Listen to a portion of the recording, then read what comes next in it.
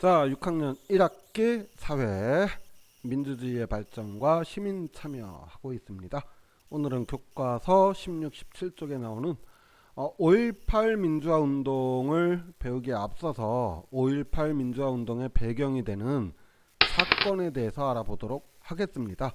그래서 이 시간에 공부할 내용은 5.18 민주화 운동의 원인이 되는 배경 사건인 5.16 군사정변, 그리고 12.6 사건, 12.12 군사반란, 이 세 개를 알아보도록 하겠습니다. 이 세 사건을 알아야 우리가 5.18 민주화운동, 우리 민주주의 역사에서 굉장히 중요한 사건 중에 하나인데 그 배경을 좀 알고 넘어가야 돼서 그렇습니다. 자, 4.19 혁명, 우리 지난 시간에 배웠죠.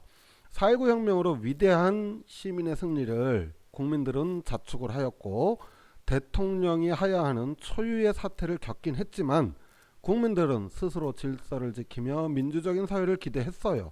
그리고 대통령도 정당한 국민투표에 의해서 윤보선 대통령을 제4대 대통령으로 선출하였고, 부통령 제도가 폐지되고 국무총리제가 도입이 되면서 장면 국무총리가 지명되고 사회는 안정을 찾아가게 되었습니다.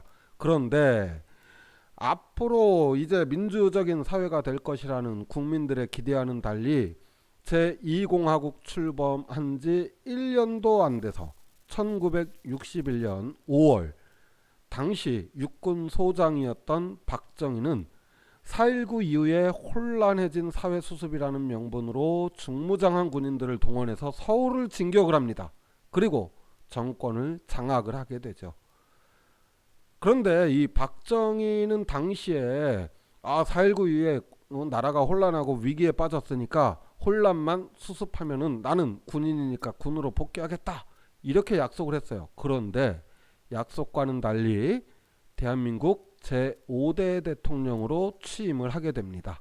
그렇게 해서 4.19 시민혁명으로 이루어냈던 우리나라의 민주주의는 군인에 의한 군부 독재를 맞이하게 됩니다.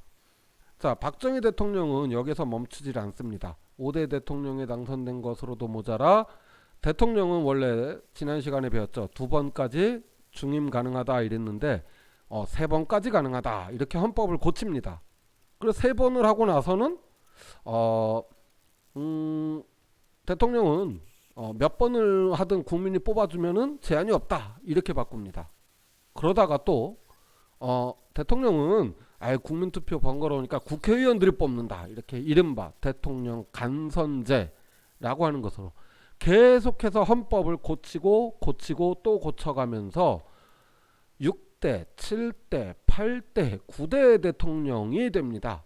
그렇게 해서 1917년부터 1979년까지 무려 18년에 걸쳐서 대통령직위를 유지를 하게 돼요. 어마어마하죠. 자, 그런데 이제 이 박정희 대통령의 아까 헌법을 계속 고쳤다라고 하는데, 그거를 박정희 대통령은 우리나라에 맞는 헌법이다, 우리나라 한국식 민주주의다 해서 유신헌법이라고 해요. 이 유신헌법이라고 하는데, 자, 이 유신헌법의 내용이라는 것을 한번 살펴보면은 대통령이 필요에 따라서는 국민의 기본 권리를 제한할 수 있다, 이걸 긴급조치권. 그리고 대통령은 국회의원의 3분의 1을 임명할 수 있다.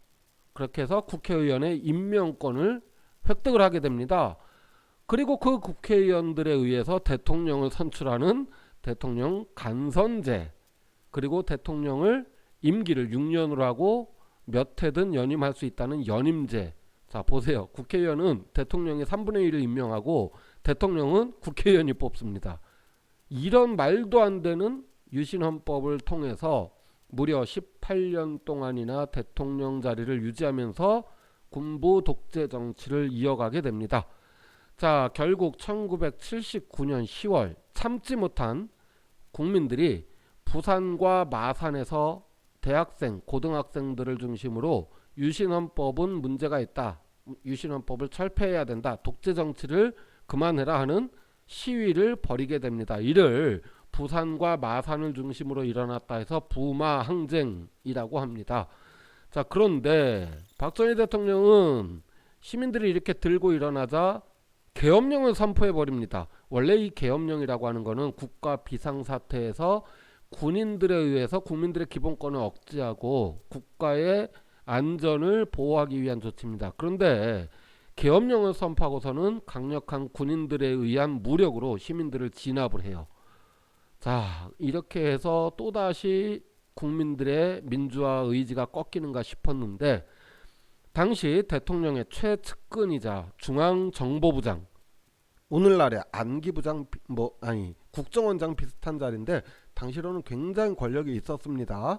이 중앙정보부장이었던 김재규라고 하는 사람이 1979년 10월 26일에 연회 도중에 권총을 뽑아들고 박정희 대통령의 머리와 가슴에 총을 쏩니다. 그렇게 해서 결국 박정희 대통령은 18년간의 오랜 독재 생활을 마치고 숨을 거두게 되죠. 자, 이것이 박정희 대통령의 오랜 독재 정치를 끝낸 일명 10월의 봄 또는 서울의 봄이라고 부르는 사건입니다. 정확하게는 10.26 사건이라고 말합니다. 자, 어쨌든 간에 이 사건은 대한민국 대통령의 피살이라는 사상 초유의 사태였기 때문에, 자, 아까 말한 대로 이런 국가 비상사태에 계엄령이 선포되게 됩니다. 자, 당시에 국무총리를 맡았던 최규하가 대한민국 제10대 대통령으로서의 대통령 직무대행을 하게 되고요. 또한 계엄령을 제주도를 제외한 전국에 비상계엄령을 선포하게 되고요. 계엄사령관으로서 당시 육군참모총장이었던 정승화 장군, 그리고 11.6 사건의 수사와 국가 안보를 지키기 위한 보안사령관으로 전두환 소장을 각각 임명하여 맡게 됩니다.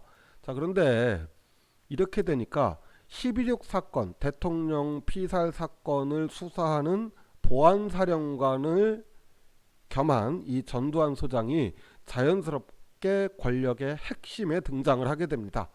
자, 전두환은 1980년 12월 12일 하극상을 일으켜 자신의 상관이자 계엄사령관이었던 정승화 총장을 끌어내리고 실질적인 군권을 장악을 하게 됩니다.